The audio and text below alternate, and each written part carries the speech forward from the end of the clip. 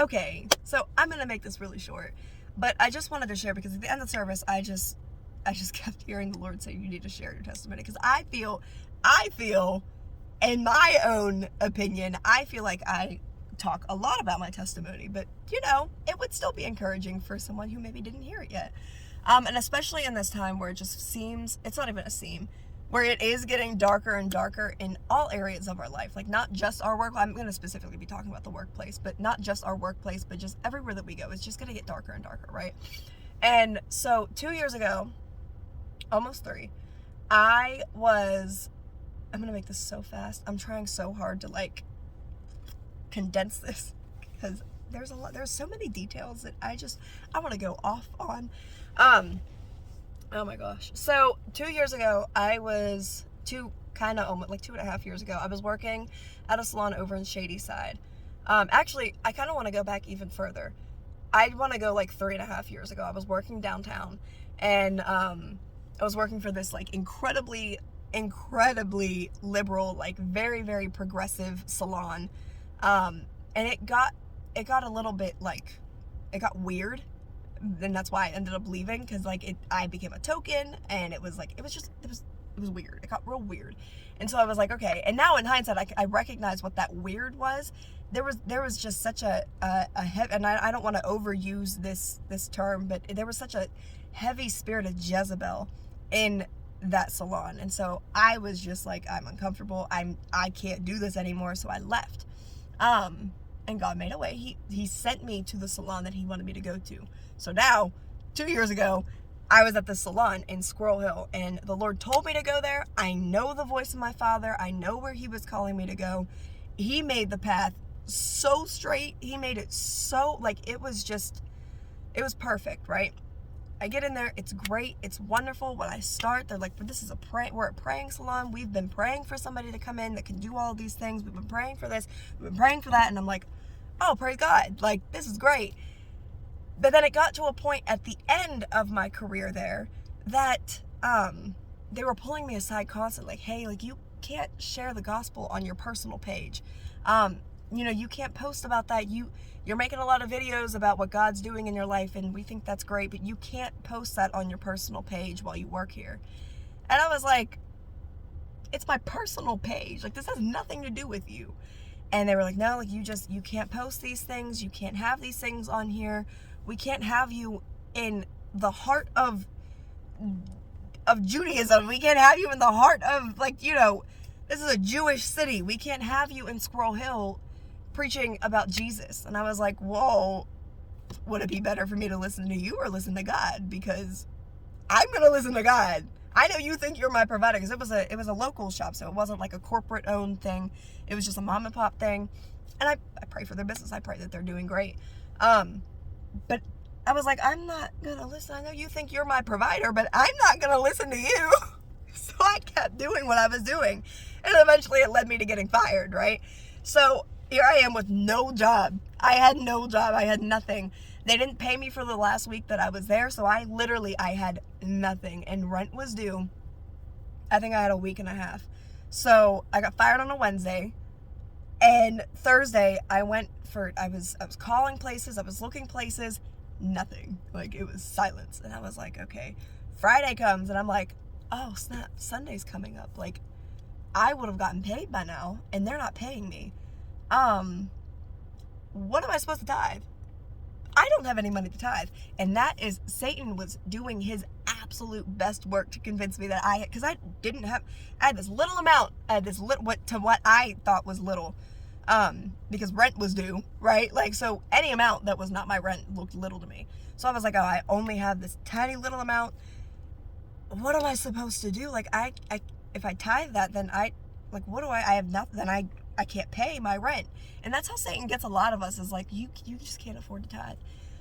So Friday night I'm sitting there, I'm like, Lord, what am I supposed to do? What if I ask to borrow money from somebody and then I give that, but I keep my money? Is that still a tithe? And he was like, no, Teresa, that's not a tithe. That's borrowing money and giving me someone else's money. That's going to be accounted to them. That's not your money. That's not what you earn. That's not what a tithe is. So I was like, all right, well, what am I supposed to do? And he was like, give me all of it. Guys, I was like, Lord, so you know me better than I know me. Are you aware that my rent is due now in a week? They are not paying me. I don't have a job. I'm trying to do your work. I'm being obedient to you. And now here I am, jobless, like a bum, looking for a job. Like, what do you mean, give it all? This is all I have. And he was like, I mean, are you going to be obedient? Were you obedient until now? Or are you just going to continue to be obedient? Like, I don't understand, daughter. What's your issue? So Saturday comes and I'm like, I'm not kidding. I'm like sweating bullets. I'm like, what am I supposed to do tomorrow? I don't want to give up this money. Like, what am I supposed to do? I'm like clenching this money. I'm like, I just don't want to give it up. I don't want to give it up. So still jobless, still looking for places. And at this point, I got so panicked because of Satan behind my ear. And this is why I'm so careful. I know that we say, Satan, get behind me. I'm so careful to say, Satan, get beneath me. Because if you're behind me, you can still whisper in my ear. And you're not whispering in my ear because I'm not listening to you. I don't even want you as a possible distraction. Get beneath me, under my feet, where you belong, back to hell, where you belong, because you will not be in my ear. And so that's what all that was happening was like, well, they're going to ruin your name. They're going to say that you're some crazy Jesus freak and you're never going to find a job. You're never going to find a place to go. No one's going to want you. They're going to blacklist you. And this is exactly what happened when I left from downtown. They threatened to blacklist me. They threatened to, we'll never let you get another job. We're going to make sure that your name is run through the mud. Like all of these things. And I was like, oh my gosh. And then God gave me another job. So I was like, well, surely they aren't going to do this. But Satan was like, that's going to catch up to you. Maybe that job covered you, but there's going to be a ton of people saying things against you. You're never going to find another job. So I started applying to Piata. I started applying to Subway. I applied to the Planet Fitness by my house. Mainly, okay, so side note, this is not important at all to the message, but the hours were stupid. They were like changing the hours. Planet Fitness is supposed to be open 24 hours. 24/7, right? They are not open 24/7 because they didn't have help. So I was like, well, hire me. They did not hire me. Thank God they didn't hire me. Thank God they didn't hire me, right? Anyway, okay, back to the story. So I'm applying to everywhere. Like things that aren't even salon jobs. Like I'm applying for office jobs. I'm applying for like AAA call service people. Like I am applying for everything because I'm like, Lord, I really just don't know. And in that panic, I was just not really listening. I clearly heard him say, give all of my money. But otherwise, I was like, I don't know where I'm going. And that's because he didn't say anything. It's because he didn't say anything. It wasn't that I wasn't listening. I was not listening to everything. But like I was just so in my head. And he knew I wasn't going to listen. He didn't say a word. So Sunday comes and I'm like, okay, you know what? You're right. I'm just going to be obedient. Well, I'm just going to be obedient until now. Now what am I going to do? I'm going to be on my own, jobless? That sounds like a disaster. So I gave everything. I gave literally all that I had. And I was like, well, I hope I don't run out of gas because I have nothing. I had nothing. So I was like, okay, well, Lord, here you go. And it was the greatest decision. I can't say of my life because the greatest decision of my life was giving my life to Christ. But aside from giving my life to Christ, I want to say that was the greatest decision I made. Not only that week. Okay, so that was Sunday. Monday I applied for places. Tuesday, Wednesday I applied for what did I apply for? I can't even remember. I applied for something. Thursday, went into this salon, wrote, did the application, whatever.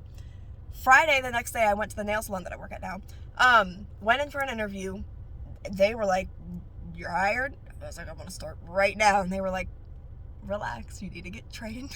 Like, we know you have your license, we know your experience, but you need to get trained. Like, you're not about to get on the floor now. Like, relax. So Friday, I'm like, oh my gosh, I have a job. And so I told them, I was like, I'll do every single day. I will work every day, all day long, whatever you need. I need a job. But I still in my head, like the flesh, I was like, okay, that still doesn't give me time. Like they don't get paid for another 2 weeks. And my rent is literally due in like it was due, I think on like a Monday. It was like a Monday or a Tuesday. So I had like that week and a half. And I was like, oh my gosh, okay. I'm not gonna have the money in time. Like, do I call my landlord and tell them the situation? But if I tell them I got fired, they're gonna evict me because I have to make I have to have a job to live here. So I was like, oh my gosh, what do I do? What do I do? What do I do? So Friday night, I'm freaking out still because I'm like, okay, thank you, Lord, I got a job. And I know that this is your will because like I heard it clearly when I got in there. He was like, I want you to be here. And I was like, take me, I'll be here. I'll be here forever. So I go for the interview, whatever, all of that.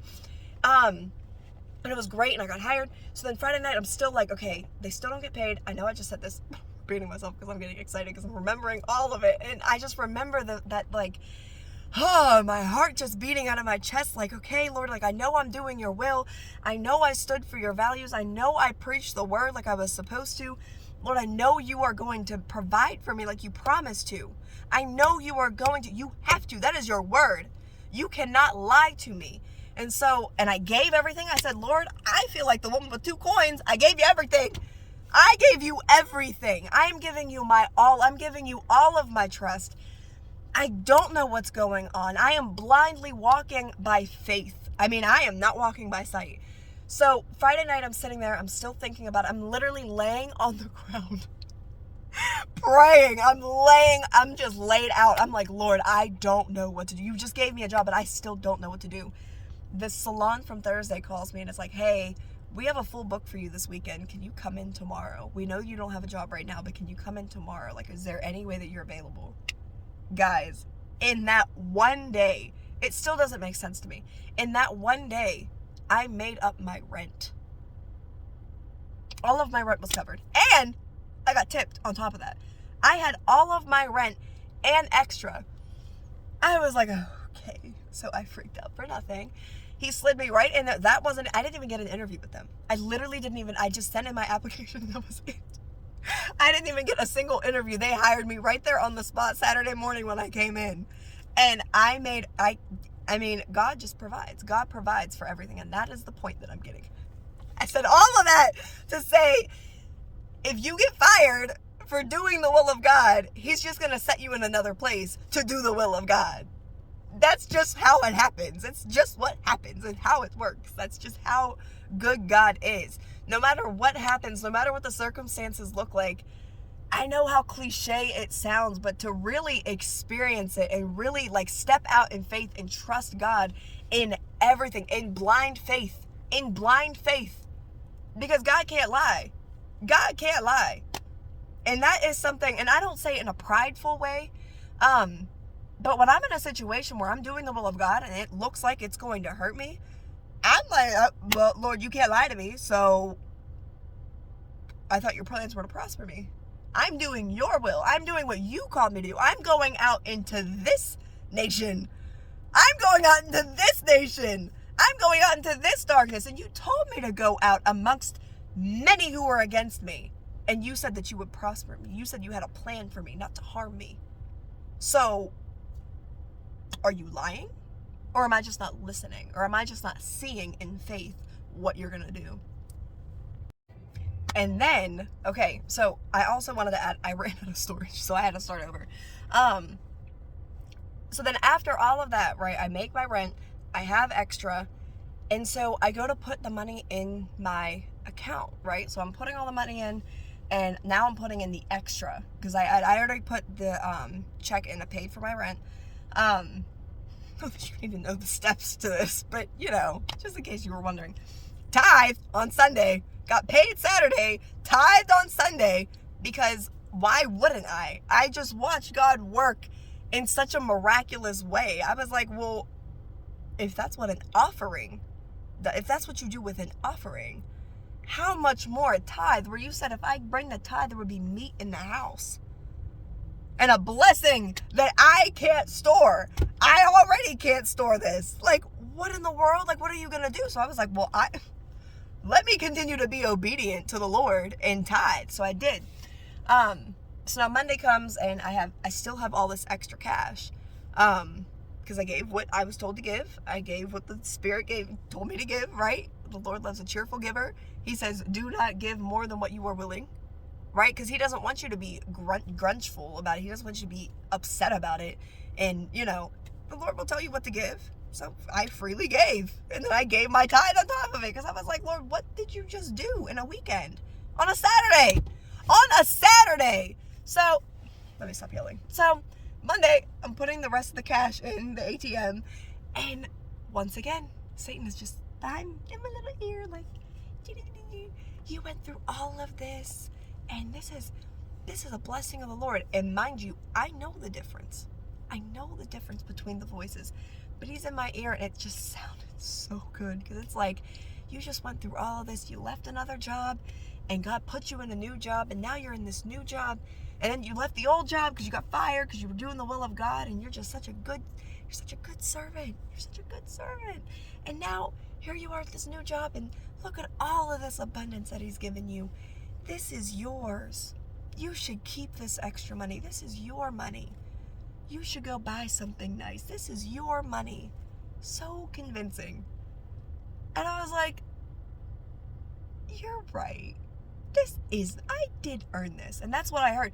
You earned this. You went through all of that. You earned this money. So I'm putting this money in and I'm like, I earned this. I put the dollar in the ATM and the ATM ripped my dollar. I've never in my life heard of an ATM ripping money. It's an ATM. It's supposed to be able to take the money smoothly. And if it's crinkled, it spits it back out.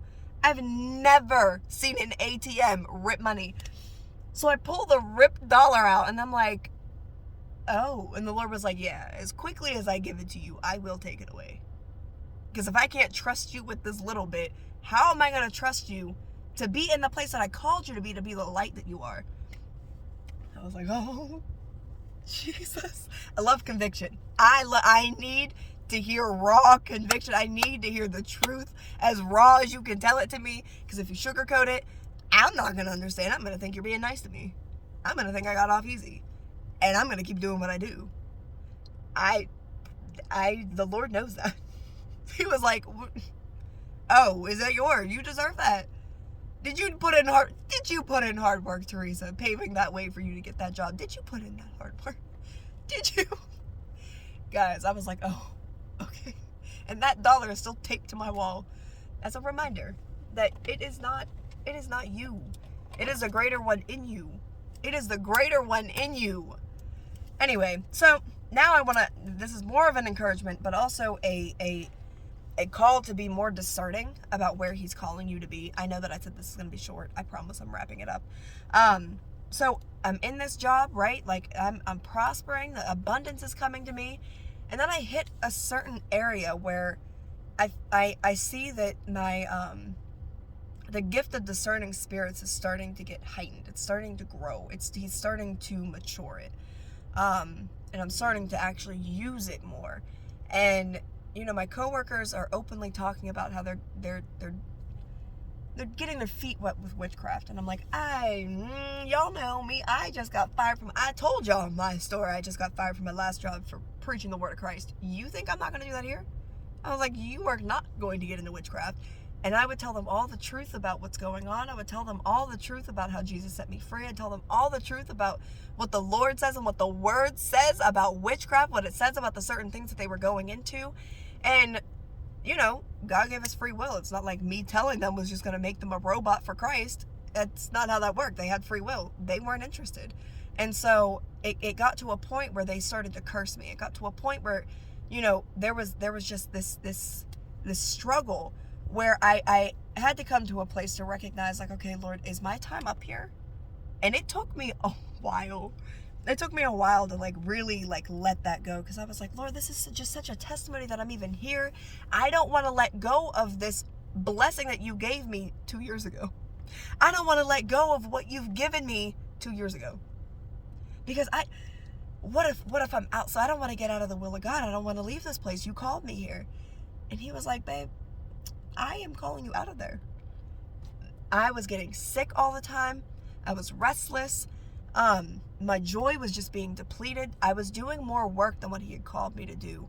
And I'm not saying that, you know, that he didn't call me there. He absolutely called me there. And I thank God that he called me there, because it built up my maturity. It made me recognize what it was in other people that was drawing them to a different spirituality. It gave me the practice, and it gave me the information, really. I mean, the information that I needed to continue on in the ministry that he has me in, to reach the lost, because now I have an understanding of why they wanted to get into those things. Now I have an understanding of what it is exactly that they're doing. Now I have a heightened discernment because I can see the patterns that were in them that I see in other people, right? Like, it gave me that perspective. It gave me a different perspective. It built up different areas of my faith, where they would have questions for me that maybe I didn't have answers for at the time. But now in hindsight, I'm like, oh, actually, I know how to, if anybody would ever ask me that again, which happens, demonic people, like people that are led by a demonic spirit, they tend to ask the same questions.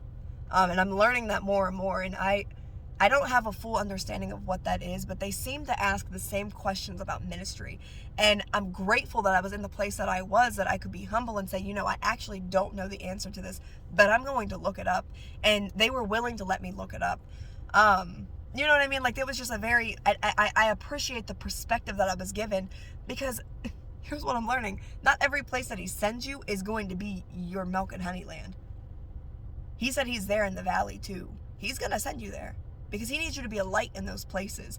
And so while it was absolutely, the abundance was flowing, all of these things were happening, but it hit a spot where he was like, okay, I need you to leave. And I was like, what was that? I'd hear him say it, and I'd be like, what was that? And I would hit these tormenting times. I would hit these times where I couldn't sleep. My food was being cursed. And don't get me wrong, you can pray over your food. Absolutely. You can break the curse. But there were times that I was not aware that they were cursing my food. There were times that I was not aware that they were cursing me. There were times that I was not aware. And so he built up that discernment that I was able to see what was going on. And I was like, oh, I can't eat here anymore. Oh, I gotta go to war to go to sleep now, because it's not that the Lord is going to stop people from cursing you. People have free will. They want to curse me, they can curse me. Now, the Lord protects me, but that doesn't mean that they're not still sending curses, right? And so it was like, oh my gosh. I was in a bigger fight than I needed to be in, and I kept hearing him tell me to leave. My pastor told me to leave, my mentors told me to leave, and I was still like, you know what? Maybe I'm just supposed to strengthen my faith. Maybe these people who I love and trust and know are guiding me the right way and told me to leave, maybe they just don't see. Maybe I'm smarter than them, right? And I got into this place of pride where I was like, I'm supposed to stay there, and I'm supposed to be this flame, and I'm supposed to be this light. Guys, the joy was just, the second I would get there, I'd be like, oh, I have no joy left. Like, I can't even smile at my clients. I couldn't hold a conversation with my client. It got to the point where, like, I was just drained completely. And I was like, all right, Lord, maybe, what a crazy thought that maybe my pastor is right. What a crazy thought that Doreen is not telling me to leave just to leave. Like, wow, maybe I should actually leave. So I start looking for places, right? I start looking for salons. And I was getting callbacks like this. I mean, like immediately. They'd be like, oh my gosh, yeah, when can you start? When can you start? No interview, no nothing. They'd be like, when can you start? We saw your page, we saw your work. We're hearing about your work. We're seeing who you are. We love this, we love this, we love this. I'm openly telling them in like my little, like, this is why I got fired. Like, because I'm not going to lie about it. This is why I got fired. This is why I'm leaving. I'm leaving because I'm dealing with witchcraft, and I don't want to go into another environment where I'm going to be battling a battle that's not for me. Absolutely, we're going to be going against dark things. There was no reason for me to stay. When he was telling me to leave, there was no reason for me to stay there.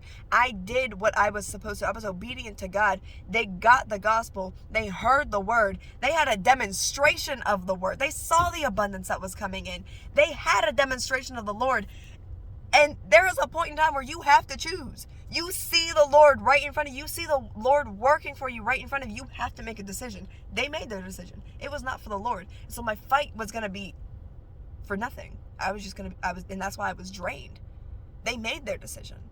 They had their appointed time to make it. And I pray that they have an encounter with the Lord. This is not me saying that they are cursed forever. I pray to God they're not going to hell.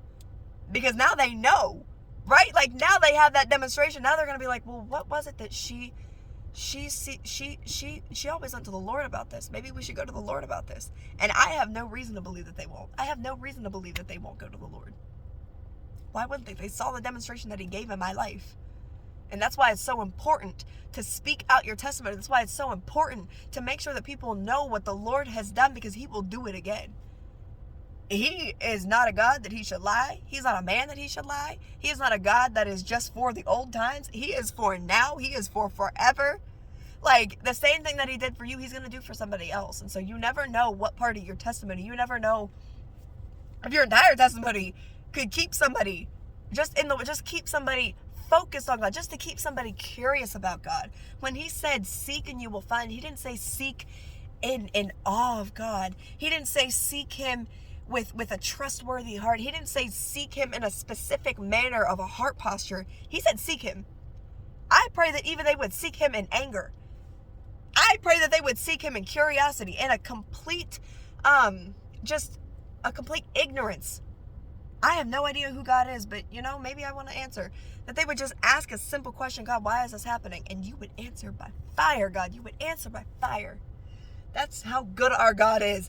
What I was getting at is, he's going to direct you to where to be. And they had that demonstration. I did what I was supposed to do, and my time was to leave. We're not always called to our homes. Sometimes we're just called season to season. We're called to go places. And so I was called to go to a new salon, and praise God, this salon is also in the will of God, right? Like, he just keeps sending me to places, and it's great. My point in saying all of that is we can't be fearful that our employers are our providers. We can't be fearful that, our money's going to dry up, or that we don't have enough to tithe, or we don't have enough to offer, we don't have enough to give, that we don't have enough to be generous. We have more than enough. Actually, we can't afford not to be generous. We can't afford not to tithe. We can't afford not to do those things. And I remember the one time I was thinking about this, I was like, man, I can remember when I said that I didn't have enough to tithe before, when I was going to a different church, and my money just kept going down and down and down. And I was like, isn't that interesting? He only wants 10%, right? That's all he asks for. Now, you can give him more than 10%. You surely can give him more than 10%. I would advise you to give him more than 10%, but 10% is where you start. 10% is where you start. That's what the Lord asked for. And it's like, okay, well, if you are given $1,000 every 2 weeks out of your paycheck, you only have to give $100. And if that's too much for you to give, then maybe the Lord can make your paycheck $800, and then you only have to give $80. Then it's not that bad, right? Oh, you can afford $80. Maybe he can make your paycheck $600, because that's exactly what happened to me before when I was not at Grace Life. This was a church before, and I just kept saying, I just kept believing Satan, and he was like, "Is that a Jesus Station shirt? That is not a Jesus Station. There's Jesus on the shirt. It's not Jesus Station." Anyway, I was like, man, I can't afford to tithe, and my paychecks went down and down, and I was working the same amount of hours. I was like, what is going on? Down and down and down, and I was like, oh, you really want me to give this 10%? It got to so low that I was like, okay, this is stupid. Like, I need to just give, right? Like, I need to just give. And I'm not saying that the Lord is going to do that, but if that's what's going to stir your heart, maybe it'll stir your heart. My point in saying it is that we can't live bound to the spirit of fear. He's going to protect us in all things. He's going to guide us in all things. And if it means you lose your job, then, after, I don't know how long I've been talking, but I promise you, I'm in a new job. I still work at the nail salon. Like, I have 2 great jobs, and it's wonderful. And his abundance is just ever flowing. I am finally, and I'm only going to testify this just because it's in the will of this it's in the same vein as this conversation, that I am able to give more than 10%, happily. And not just, okay, I strategically can give this much. I am happily giving more than 10%. I wasn't able to do that before. I didn't have the faith to do that, but I'm watching him move. And it's not that I couldn't financially do it. I could financially do it before. I didn't have the faith to do it before. I'm watching him do it and do it and do it again. He keeps doing a new thing, and yet it's all in his favor. He just continues to protect me. He continues to provide for us. He continues to make a way in the wilderness. He continues to make a way when it looks like there is no way. And so that is my encouragement, that in our jobs, in our workplaces, and all things that we are doing, that we would remain obedient to the Spirit of God, that we would continue to keep our principles, that we would continue to keep doing the will of God and being obedient to the Spirit. You know, when He's calling you to do something, maybe it will cost you your job. Maybe it won't. Maybe it'll make you the awkward person at your job. Maybe you'll be the Jesus freak at your job. Be the Jesus freak. Because when people are hurt, when people are in need, they're going to go to you. And they're going to be able to get the fire of the Lord. They're going to be able to hear straight from because you hear straight, I'm getting so excited. You hear straight from the throne room of God. We are presence carriers. They get to be in the presence of the Lord, right? Like there's just all of these things that we get to do as believers. We get to do it. We get to do that. I get to see somebody else do exactly what happened to me. I get to see somebody, this is going to sound funny, but I get to see someone get fired for being faithful to God. And I get to see them go into a new place where God has called them. And I get to see their faith grow. I get to see their relationship with God strengthen. I get to see what happened to me happen to somebody else. I get to see that someone is going to finally say, you know what, I'm going to tithe. And I get to see the abundance flow into their life because I shared with them that you actually are able to do it and you cannot afford not to. Right? Like, that's what we get to do. That was my message. I could have started with that, and I didn't. But thanks for sticking around and listening to the whole thing if you did. That's my encouraging message that I tried to keep short.